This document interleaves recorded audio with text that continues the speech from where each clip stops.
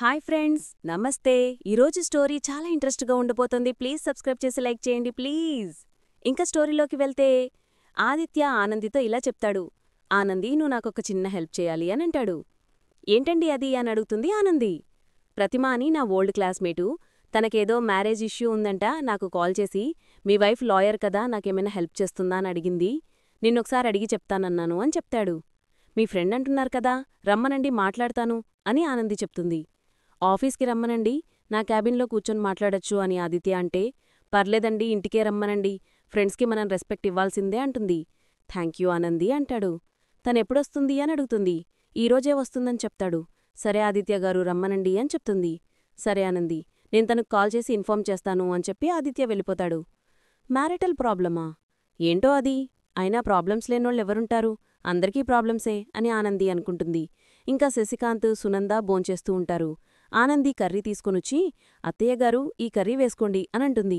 నువ్వు కూడా భోంచే ఆనంది అని సునంద అంటే, నన్ను మీటవనీకి ఆదిత్యగారి ఫ్రెండొస్తుంది అత్తయ్యగారు, నేను తర్వాత తింటాను అని చెప్తుంది ఆనంది. ఫ్రెండెవరు అని అడుగుతుంది సునంద. అంతలో ఇంటి ముందర కారొచ్చి ఆగుతుంది. అత్తయ్యగారు, ఆవిడొచ్చినట్టుంది, నేను వెళ్ళి రిసీవ్ చేసుకుంటాను అని చెప్పి ఆనంది వెళ్ళిపోతుంది. ఇంకా వచ్చిన ఆవిడ కారు దిగ్గగానే ఫోన్లో తన ఫ్రెండ్తో మాట్లాడుతూ ఉంటుంది. ఏంటి, నేను మా ఆయన కలిసి ఫంక్షన్కి రావాలా?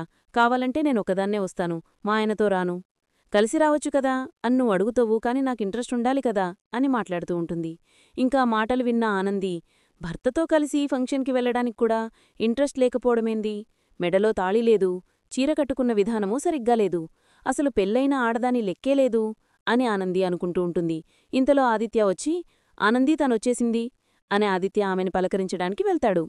హాయ్ ప్రతిమ అంటాడు. ఇద్దరూ హాయ్ చెప్పుకుంటారు. Please come, she is my wife Anandi, good lawyer and my company legal advisor అని ఆదిత్య ఆనందిని పరిచయం చేస్తాడు ప్రతిమకి. ఇంకా ఆనంది నమస్తే చెప్పి లోపలికి వెళ్ళి మాట్లాడుకుందామని చెప్తుంది. ఇక ఆదిత్య, ఆనంది తనకు కాస్త కాఫీ ఇవ్వు అని చెప్తాడు ఆదిత్య. నో ఫార్మాలిటీస్, నేను ఆనందితో నా ప్రాబ్లం గురించి మాట్లాడదామని వచ్చాను అని చెప్తుంది. ఓకే, మీరు రూంలో కూర్చొని మాట్లాడండి అని ఆదిత్య చెప్తే, 4 గోడలు దాటి మా సమస్య ఏనాడో బయటకొచ్చింది, ఇక్కడే కూర్చొని మాట్లాడుకుంటాం అని ఆ ప్రతిమ అంటుంది. సరే ప్రతిమ, మీరు మాట్లాడుతూ ఉండండి, నేను మళ్ళీ వస్తాను, ఆనంది చూసుకో అని చెప్పి ఆదిత్య అక్కడ్నించి వెళ్ళిపోతాడు. కూర్చోండి ప్రతిమాగారు అని ఆనంది అంటే, నన్ను ప్రతిమ అని పిలవచ్చు అనంటుంది. రెస్పెక్ట్ ఇవ్వడంలో తప్పులేదు కదా, కూర్చోండి అని ఆనంది చెప్తుంది. ఇంకా ప్రతిమ చాలా చిరాకు పడుతూ ఉంటుంది. ఆనంది ప్రతిమ ముఖ కవళికలు గమనించి, చెప్పండి అంటుంది. ముందు నిన్నొకటి అడగాలి అని ప్రతిమ అంటుంది. అడగండి అనంటుంది. నువ్వు నాకంటే అందంగా ఉన్నావు అని చెప్తుంది ప్రతిమ. థ్యాంక్స్ ఫర్ యువర్ కాంప్లిమెంట్ అని ఆనంది అంటుంది. నాకంటే నీకు చాలా టాలెంటు, ఎందుకంటే నువ్వు లాయర్వి కదా. అసలు నువ్వు యాక్సిడెంట్ జరిగి వీల్చైరులో ఉన్న ఆదిత్యాని ఎలా పెళ్లి చేసుకోవాలనిపించింది? అందులోనూ ఆదిత్యకి వేరే ఎవరితోనో మ్యారేజ్ సెట్ అవ్వడం, ఆ అమ్మాయి మండపంలోంచి వెళ్ళిపోవడము, ఇప్పుడు ఆదిత్య తమ్ముడు భార్య తనే అనుకుంటా కదా అని అడుగుతుంది. అవునండి అంటుంది ఆనంది. తను చేసుకోవాల్సిన అబ్బాయిని నువ్వు చేసుకున్నావు, అంతవరకు పరిచయం లేని మనిషిని, పైగా ఫిజికల్గా వీక్గా ఉన్న అబ్బాయిని ఎలా పెళ్లి చేసుకోగలిగావు అని అడుగుతుంది. బాధ్యతతో అని ఆనంది చెప్తుంటే, వాట్, బాధ్యతతోనా అని ప్రతిమ ఆశ్చర్యంగా చూస్తుంది. మా జ్యోతమ్మని కాపాడుకోవడానికి నేను ఆదిత్యగారిని పెళ్లి చేసుకునేకి వచ్చినాను అని ఆనంది చెప్తుంది. అంటే నువ్వు కూడా నాలాగే ఇష్టం లేకుండా పెళ్లి చేసుకున్నావన్నమాట అని ప్రతిమ ఉంటుంది. తప్పు, ఇష్టం లేక కాదు, ఇష్టపడే చేసుకున్నాను అని చెప్తుంది. ఇష్టపడి ఎలా చేసుకున్నావు? ఈ జ్యోతమ్మని కాపాడుకోవడానికి పెళ్లి చేసుకోవడానికి వచ్చానని చెప్పావు కదా అని ప్రతిమ అంటే, వచ్చింది మా జ్యోతమ్మని కాపాడుకోవడానికి, కాని వచ్చినాక మనిషిని చూసినా, మాట్లాడినా, ఆ మనిషిని మనసులోకి తీసుకున్నా, తాళి కట్టించుకున్నా అని ఆనంది చెప్తుంది. అది చూడగానే మనసులోకి తీసుకోవడం ఎలా సాధ్యమవుతుంది అని ప్రతిమ అడుగుతుంది. అప్పుడే పుట్టిన బిడ్డ తొలి క్షణంలోనే తల్లి గొంతు గుర్తుపడుతుందంట. ఎందుకో తెలుసా? పెద్ద కడుపులో ఉన్నప్పుడు 24 వారాల తర్వాత నుంచి తల్లి గొంతు వినడం మొదలవుతుంది. అట్లా విని పుట్టగానే అమ్మ గొంతు గుర్తుపట్టి తిరిగి చూస్తుంది. కడుపులో బిడ్డ తల్లి ముఖం చూడకుండానే తన తల్లి గొంతు గుర్తుపట్టినట్టు, నేను పెళ్లి చేసుకోవాల్సిన మనిషితోనే నా జీవితమనే కమిట్మెంట్తోనే ఇక్కడికి వచ్చాను. తనను చూసిన తొలి క్షణంలోనే తనతోనే బతుకు అనుకున్నాను. మనస్ఫూర్తిగా తాళి కట్టించుకున్నాను. మనస్ఫూర్తిగానే కలిసి బ్రతుకుతున్నాను అని ఆనంది చెప్తుంది. వెరీగుడ్ ఆనంది, ఆదిత్యలాంటి మంచివాడు నీ లైఫ్లోకి వచ్చాడు కాబట్టి నీ నమ్మకం, నీ మంచితనం, నీ ప్రేమ అన్నీ నిలబడ్డాయి. బట్ నా కథ నీ కథలాగా కాదు అని ప్రతిమ అంటే, మీకు నా మ్యారిటల్ ఇష్యూ ఉందని ఆదిత్యగారు చెప్పారు, ఆ ప్రాబ్లమేంటో క్లియర్గా చెప్పండి అని ఆనంది చెప్తుంది. నేనొకణ్ణి ప్రేమించాను, వాడితో బ్రేకప్ అయింది. డిస్టర్బ్ అయిన నాకు మ్యారేజ్ ప్రపోజల్ పెట్టారు. ఆ టైంలో నాకు బలవంతంగా మ్యారేజ్ చేశారు కదా అని ఆయనతో కలిసి ఉందామని అనుకున్నాను కానీ నేను కోరుకున్న మనిషి కాదు. సాగర్ పెళ్ళైన దగ్గర నుండి నా ఇష్టాలకు దూరంగానే ఉంటాడు. నేనడిగింది చెయ్యడు. ఓకే సర్దుకుందాము అనుకుంటే మరో బాంబ్లాంటి వార్త. సాగర్ మరో అమ్మాయితో అక్రమ సంబంధం పెట్టుకున్నాడు అని. ప్రతిమ చెప్తూ ఉండగా అక్కడే డైనింగ్ టేబుల్ మీద శశికాంత్, సునంద భోంచేస్తూ ఉంటారు కదా. ప్రతిమ మాటలు విని షాక్ అవుతారు. అక్రమ సంబంధం పెట్టుకున్న ఆవిడికి పిల్లలు కూడా ఉన్నారు. ఇక అలాంటి మనిషితో నేను ఎలా కలిసి ఉంటాను? అందుకే డివోర్స్ తీసుకుందాము అనుకుంటున్నాను అని ప్రతిమ చెప్తుంది. ఇంక సునంద ప్రతిమ మాటలు విని శశికాంత్ని ఇలా అడుగుతుంది. ఈ నిర్ణయం మంచిదే అంటారా? మరి మీ పెద్దవాళ్లేమంటున్నారు అని ఆనంది అడుగుతుంది. మీ ఆయనని ఎందుకు వదులుకోవటం? అతను అక్రమ సంబంధం పెట్టుకున్న మనిషినే దూరం చేసి మీరిద్దరూ కలిసి ఉండొచ్చు కదా అని అంటున్నారు. నాకైతే ఏ డెసిషన్ తీసుకోవాలో అర్థం కావడం లేదు. అలాగని అతనితో కలిసి ఉండడానికి కారణాలు కూడా కనిపించడం లేదు అని చెప్తుంది ప్రతిమ. ఓకే ప్రతిమ, మీరు చెప్పిందంతా విన్నాను కదా. నేను కొన్ని క్వశ్చన్స్ అడుగుతాను, మీరు ఆన్సర్ చేయండి అని చెప్తుంది ఆనంది. ఓకే అడుగు అంటుంది ప్రతిమ. మీ మెడలో తాళి ఏది అని అడుగుతుంది. నాకు మొదటి నుండి తాళి వేసుకోవడమంటే నచ్చదు అని చెప్తుంది. మీరు మీ భర్తతో ఎప్పుడైనా సరదాగా బయటికి వెళ్లారా అని అడుగుతుంది ఆనంది.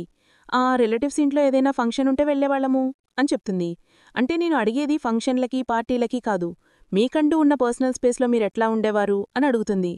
బ్రేకప్ అయిన తర్వాత వెంటనే పెండ్లైంది. ఆ మూడ్లోంచి చాన్నాళ్లు బయటికి రాలేదు. పైగా తను కూడా నాకు దూరంగానే ఉండేవాడు అని చెప్తుంది. మీకు మ్యారేజే ఎన్నాళ్ళవుతోంది అని అడుగుతుంది. 3 years అవుతోంది అని చెప్తుంది. ఈ 3 yearsలో మీరెన్నిసార్లు సరదాగా బయటికి వెళ్ళుంటారు అని అడుగుతుంది ఆనంది. మాకోసమైతే మేమెక్కడికి వెళ్ళింది లేదు అని చెప్తుంది ప్రతిమ. ఇప్పుడు మీరు మీ భర్తతో కలిసి ఉండాలని అనుకుంటున్నారా అని ఆనంది అడుగుతుంది. కలిసి ఉంటేనే బావుంటుందని పేరెంట్స్ చెప్తున్నారు అని చెప్తుంది. మీ భర్త అక్రమ సంబంధం పెట్టుకున్న మనిషిని మీరెప్పుడైనా కలిశారా అని అడుగుతుంది. లేదు అంటుంది. మీకు తెలిసిన తర్వాత మీ భర్తని మీరు ఏమన్నారు అని అడుగుతుంది ఆనంది. అడిగాను, పెళ్లి చేసుకున్నానన్నారు. నేనుండగా మరో మనిషిని ఎలా పెళ్లి చేసుకుంటారు అని అడిగాను అని చెప్తుంది. తను ఏం సమాధానం చెప్పాడు అని అడుగుతుంది. తప్పు చేసినోడు కవర్ చేసుకోవడానికి 100 చెప్తాడు. అవన్నీ నేనెందుకు వినాలి అని ప్రతిమ అంటుంది. జరిగిందాంట్లో తప్పెవరిది అని ఆనంది అడిగితే ఆ అమ్మాయిదే అని చెప్తుంది ప్రతిమ. ఇప్పుడు నేను ఏం చేయాలి అని కోరుకుంటున్నారు అని ఆనంది అడిగితే ఆ అమ్మాయి మా ఆయన జీవితంలో ఉండడానికి వీల్లేదు. వాళ్ళిద్దరూ చేసుకున్న పెళ్లి చెల్లదు. కాబట్టి లీగల్గా మీరు ఏం చేయాలో అది చెయ్యండి అని చెప్తుంది ప్రతిమ. కొన్ని లీగల్గా కంటే ధర్మంగా ఆలోచిస్తేనే న్యాయం జరుగుతుంది అని ఆనంది చెప్తుంది. ధర్మంగా అంటే ఏం చేయాలి అని ప్రతిమ అడిగితే చివరిగా ఒక ప్రశ్న. మీ మ్యారేజ్ డేట్ చెప్పు అని అడుగుతుంది ఆనంది. జూలై 7th అనుకుంటా అని చెప్తుంది. అనుకోవడమేంది? ఈ 3 yearsలో మీరు ఎప్పుడు మ్యారేజ్ డే సెలబ్రేట్ చేసుకోలేదా అని ఆనంది అడుగుతూ ఉంటే 1st జూలైకి నేను యుఎస్ఏలో ఉన్నాను. 2nd year జూలైకి సాగర్ క్యాంప్లో ఉన్నాడు. 3rd year జూలైకి సాగర్ సీక్రెట్గా వేరే ఆవిడిని పెళ్లి చేసుకున్నాడు. వాళ్ళకి ఒక పాప ఉంది అని తెలిసింది. ఆ పాప పుట్టి కూడా 4 months అవుతోంది. ధర్మంగా అయితే ఏదో చెయ్యాలని చెప్పారు కదా, అదేంటి అని అడుగుతుంది ప్రతిమ. ధర్మంగా అయితే మీకు మీ ఆయనకి విడాకులిప్పించాలి అని ఆనంది చెప్పగానే ఆనందీ అంటూ గట్టిగా అరుస్తూ ప్రతిమ లేచి నిలబడుతుంది. ఎస్, ధర్మంగా అయితే విడాకులు నీకే ఇప్పించాలి. పెళ్ళంటే ఏమనుకుంటున్నావు? మెడలో తాళిసూత్రమే బరువైపోయిన నీకు అది కట్టిన మనిషి ఎందుకు? నీ మాటలు వింటుంటే 3 ఏళ్లలో నీ సంసారం ఎట్లుందో అర్థమవుతుంది అని ఆనంది ఆవేశపడుతూ గట్టిగా చెబుతుంది. తప్పు చేసింది నా భర్త, నేను కాదు అని ప్రతిమ అంటే మరి నువ్వేం చేసినావు? ఎవరో నీకు హ్యాండ్ ఇచ్చి వెళ్ళిపోతే పోయినోడి జ్ఞాపకాలతో కట్టుకున్నోణ్ణి నిర్లక్ష్యం చేశావు. ఈ 3 ఏళ్లలో మీరిద్దరూ కలిసి పెళ్లిరోజు జరుపుకోలేదు అంటే మీ ఇద్దరి మధ్య బంధం ఎట్లుందో అర్థమవుతుంది. జీవితంలో ఏదైనా కష్టమొస్తే దాన్ని విడిచిపెట్టి ముందుకు పోవాలి. కన్నీళ్లొస్తే తుడుచుకొని ముంగటికి పోవాలి. ఇవన్నీ నా వల్ల కాదు అనుకుంటే పెళ్లి చేసుకుని ఇంకొకరి జీవితం నాశనం చేయొద్దు అని ఆనంది చెప్పగానే ఆనందీ అంటుంది ప్రతిమ. నువ్విప్పుడు చేసింది అదే. పెండ్లి రోజే గుర్తులేని నీకు భర్తని కోరుకునే హక్కులేదు. నేను చెప్పేది జాగ్రత్తగా విను. నీ భర్తకు నేనుండి అందలేని ప్రేమ, ఆదరణ మరో మనిషి నుంచి అందాయి. నువ్వు నీ భర్తని మొదటి నుంచి పట్టించుకోనే ఉంటే అతనికి మరో స్త్రీ మెడలో తాళి కట్టే పరిస్థితి వచ్చి ఉండేదే కాదు. నువ్వు చేసిన తప్పుకి, నీ భర్త చేసిన తప్పుకి ఆ తాళి కట్టించుకున్న ఆవిడ బలైపోవాలా? పైగా ఆవిడికి 4 నెలల పాప ఉంది అని చెప్తున్నావు అని ఆనంది అంటూ ఉంటే భార్య ఉండగా మరో పెళ్లి చేసుకోవడం నేరమని తెలియదా నీకు అని ప్రతిమ అంటుంది. మరి చేసుకున్న మనిషిని భర్తలా చూడాలని తెలియదా నీకు అని ఇద్దరూ పోటీపోటీగా మాట్లాడుతూ ఉంటే మధ్యలో ఆదిత్య వచ్చి ఆనందీ అంటాడు. సారీ ఆదిత్యగారు, ఈ కేసుని నేను వాదించలేను. ఒకవేళ నేను న్యాయం కోసం పోరాడాల్సి వస్తే ఈవిడ భర్త పెళ్లి చేసుకున్న మనిషి తరఫున నిలబడి పోరాడాలి అని ఆనంది చెప్తుంది. థ్యాంక్స్, అయితే నువ్వదే పని చెయ్యి అని చెప్పి అక్కడ్నుంచి ప్రతిమ వెళ్ళిపోతుంది. ఇంకా ఆదిత్య ప్రతిమ just minute listen to me అంటూ వెళ్తాడు. ఇంక సునంద ఆనంది దగ్గరికి వచ్చి ఆనంది, నీకు కొంచెమైనా కామన్ సెన్స్ ఉందా నీకు అనంటుంది. ఉంది కాబట్టే కేసు వాదించను అని చెప్పానత్తయ్యగారు అనంటుంది. నీ భర్త ఫ్రెండ్ని ఇలాగైనా ట్రీట్ చేసేది అనంటుంది. ఇలాంటి మనిషి ఆదిత్యగారికి ఫ్రెండ్ అని చెప్పుకోవడం కూడా నాకు ఇబ్బందిగానే ఉంది అత్తయ్యగారు అంటుంది. మెడలో తాళి వేసుకుపోతే భర్తతో ప్రేమగా లేకపోతే భర్తలందరూ రెండో పెళ్లి చేసుకోవచ్చా అని అంటుంది. ప్రేమగా లేనప్పుడు గతంలో ప్రేమించిన వాణ్ణి మర్చిపోలేను అన్నప్పుడు పెళ్ళెందుకు అత్తయ్యగారు అని ఆనంది అంటుంది. నువ్వు చాలా తప్పుగా మాట్లాడుతున్నావా ఆనంది అంటుంది సునంద. ప్రతిమ చెప్పిన మాటల్లో ఎక్కడా భర్త మీద ప్రేమ కనిపించడం లేదు అత్తయ్యగారు అంటుంది. భర్తకి ఉండొచ్చు కదా అని సునంద అంటుంది. అసలు భర్త రెండో పెళ్లి చేసుకోవడానికి కారణం ప్రతిమాయే అత్తయ్యగారు అంటుంది. మొదటి పెళ్లి రోజుకి అమెరికాలో ఉందంట. ఇంతవరకు వాళ్ళిద్దరూ కలిసి పెళ్లిరోజు జరుపుకోలేదు అని ఆనంది అంటుంది. అంటే భర్తది ఏ తప్పు లేదు అంటావా అని అంటుంది సునంద. తప్పు ఉంది కాబట్టే మరో మనిషి మెడలో తాళికట్టి ఆవిడిని 4 నెలల పాపకి తల్లిని చేశాడు అని ఆనంది అంటుంది. అంటే ప్రతిమా భర్త రెండో ఆవిడతో ఇంక సునంద రూంలోకి వచ్చేస్తుంది. ఆ వెనకాల శశికాంత్ వస్తాడు. మీరు నాతో ఏవైనా మాట్లాడాలా? ఇందాకే హాల్లో జరిగిన దాని గురించి మిమ్మల్ని మీరు సమర్థించుకోవడానికి ఒక పాయింట్ దొరికింది అనుకుంటున్నారా అని సునంద అంటుంది. నేరం ఒప్పుకొని తలదించుకొని నిలబడ్డవాడికి తప్పుని సమర్థించుకునే ధైర్యం ఉండదు సునంద. తప్పు చేయడానికైతే ధైర్యం వస్తుందేమో అని అంటుంది సునంద. తప్పు చేయడానికి పలానా కారణం ఉంది అని నేను నీకు చెప్పుకునేటట్టయితే ఆ తప్పు నేను చేయను కదా. చేశాను అంటే 1 నా బలహీనత, 2 నా నుదిటి రాత అని అంటాడు. దీన్ని సమర్థించుకోవడం అంటారు అని అంటుంది. నేను దేన్ని సమర్థించుకోలేదు. అలాగని నేను దేన్ని సరిదిద్దుకోలేను. నాకు నేనే దోషిని, నాకు నేనే లాయర్ని, నాకు నేనే జడ్జిని, నాకు నేనే శిక్షను విధించుకున్నాను. నాలోకల నేనే ఒక ఖైదీగా మిగిలిపోయాను. నేననుభవిస్తున్న శిక్ష కటకటాల వెనకాల కాదు, కన్నీల వెనుక నా గుండె కూడా మోయలేనంత గతాన్ని నేనిప్పటిక్కూడా మోస్తూనే ఉన్నాను సునందా. నా తల్లి కూడా ఒక ఆడదే, నేను కట్టుకున్న భార్య కూడా ఆడదే. తల్లి అంటే గౌరవం ఉన్న నేను కట్టుకున్న భార్యకి అన్యాయం చేస్తాని ఎలా అనుకున్నావు? కాని చేశాను. అదే మనిషిగా దిగజారిపోయాను. కాళ్ళు చేతులు బలంగా ఉన్నా నీ ముందు నిలబడలేని మనిషిగా మిగిలిపోయాను అని శశికాంత్ చెప్తాడు. మీరు మనిషిగా దిగజారిపోయినారు కాబట్టే జీవితంలో మళ్ళీ కనిపించకూడదు అన్న మనిషిని ఇంటికి తీసుకొచ్చారు అని సునంద అంటుంది. నన్నే నమ్మని నీవు నా మాటనెలా నమ్ముతావు అని శశికాంత్ అంటాడు. ఇంక నేను ఎవర్ని నమ్మాల్సిన అవసరం నాకు లేదండి. ఇంక నా అదృష్టం బాగుండి ఆ పూర్ణిమకి పిల్లల్లేరు. ఈ కూతురో కొడుకో ఉండి ఉండుంటే మనిద్దరి మధ్య జీవితంలో కలవలేని దూరం ఉండి ఉండేది. మిమ్మల్ని నా బిడ్డల నీడని కూడా కాదు అని సునంద అంటుంది. సునంద పూర్ణికి పిల్లల్లేరు అనుకుంటుంది. కూతురుంది అని తెలిస్తే నేనింక నా కుటుంబానికి జీవితాంతం దూరమైపోయినట్టే అని అనుకుంటాడు. ఏంటి ఆలోకిస్తున్నారు అని అంటుంది. నువ్వు నాతో ఏదో చెప్పాలన్నావు అని అడుగుతాడు. నేను మీకు చెప్పాలనుకున్న విషయం ఈ పాటికి మీకు తెలిసి ఉండాలి అని అంటుంది. నువ్వేం చెప్పాలనుకున్నావో నాకెలా తెలుస్తుంది అని అంటాడు. ఫోనేమీ రాలేదా అని అంటే ఎవర్నుంచి అంటాడు శశికాంత్. మీ ప్రియురాలు పూర్ణిమ దగ్గర్నుంచి అని అంటుంది. నువ్వెందుకిలా నన్ను మాటలతో చంపుతున్నావు అని అంటాడు. మీరైతే చేతులతో చంపుతారు కదా అని అంటుంది. నాకెవరూ ఫోన్ చేయలేదు అని అంటాడు. పోనీ మీరు చేశారా అని అడుగుతుంది. నాకు కొత్తగా ఎవరూ అవసరం లేదు సునందా అని శశికాంత్ అంటే, భర్తలో అబద్ధం చెప్పేటప్పుడు చేతిలో గులాబీ ఉంటే అందంగా ఉంటుందండి. ఎందుకు అంటే తలలో పెట్టుకోవడానికి కాదు, చెవిలో పెట్టుకోవడానికి అని సునంద చెబుతుంది. నమ్మకానికి ఊపిరిలేని చోట నిజానికి ప్రాణముండదు అని శశికాంత్ అంటాడు. అయితే నేను చెప్పే మాట వింటే మీ మనసు మీలో ఉండదు, రెక్కలు కట్టుకొని మీ ప్రియురాలు ముంగట వాలిపోతుంది అని చెప్తుంది. నువ్వు మాట్లాడుతూ ఉంటే చెవులతో విషం తాగినట్టే ఉంది, గుండెను గుప్పెడితో పట్టుకొని బయటికి లాగుతున్నట్టే ఉంది అని శశికాంత్ అంటాడు. మరి మీ ఇద్దరిని పక్కపక్కన చూసినప్పుడు నా పరిస్థితి ఇంతకంటే 1000 రెట్లు ఘోరంగా ఉంది. నా మాటలు మీకు చెవుల్లో విషం పోసినట్లు ఉంటే మీ ఇద్దరినీ కలిపి చూడడం నా కళ్ళల్లో విషం పోసినట్టు ఉంది. ఇక దాని గురించి నేను మాట్లాడను, ఎందుకంటే అది ఎప్పుడో జరిగిపోయింది. కాని ఇప్పుడు జరుగుతోంది మీకు తెలియాలి. నేను పూర్ణిమని కలిశాను, మరోసారి కనిపించొద్దని ఓ 20 ఏళ్లు వెనక్కి వెళ్లి నా పద్ధతిలోని చెప్పాను. నాకు తెలిసి పూర్ణిమ గుండెలు వణుకుతూ ఉంటుంది ఈ పాటికి. లగేజ్ సర్దుకుని బయలుదేరడానికి రెడీగా ఉండి ఉంటుంది. ఆఖరిసారి కలుసుకోవడానికి మీకు ఫోన్ చేస్తుందేమో, ఫోన్ మీ దగ్గరే పెట్టుకోండి అని సునంద చెప్తుంది. అప్పుడే అటుగా వెళ్తున్న జీవన వీరిద్దరి మాటలు వింటూ ఉంటుంది. కావాలని తను నా జీవితంలోకి రాలేదు, నేను వద్దు అనుకుంటే తను నా జీవితంలో నుంచి పోలేదు, మళ్ళీ నేను ఇప్పుడు కావాలనుకుంటే నా జీవితంలోకి రాలేదు.